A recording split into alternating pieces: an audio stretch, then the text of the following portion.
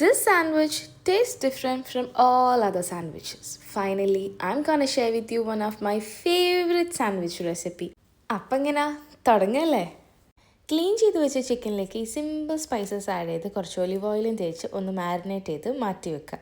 ഇനി വേറൊരു പാൻ എടുത്ത് അതിലേക്ക് ഒലിവ് ഓയിൽ ഒഴിച്ചിട്ട് കുറച്ച് വെളുത്തുള്ളി ചെറുതാക്കി കട്ട് ചെയ്തിട്ട് അതിലിട്ട് കൊടുക്കുക.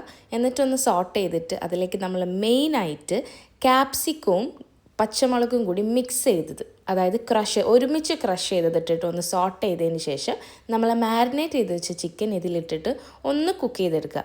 കുറച്ച് നേരം കുക്കായാൽ അതിലേക്ക് സോയാ സോസും ടൊമാറ്റോ പേസ്റ്റും കുക്കിംഗ് ക്രീമും കൂടി ആഡ് ചെയ്ത് മിക്സ് ചെയ്യുക. അടച്ച് വെച്ചിട്ട് കുക്ക് ചെയ്യുക. ഈ ഒരു പരുവായ പിന്നെ അടച്ച് വെക്കരുത് കേട്ടോ. എന്നിട്ട് ഇങ്ങനെ ഡ്രൈ ആക്കി എടുക്കണം. ഡ്രൈ ആക്കി എടുത്താൽ പിന്നെ നമ്മൾ ഇങ്ങനെ മാഷ് ചെയ്തും കൊടുക്കണം.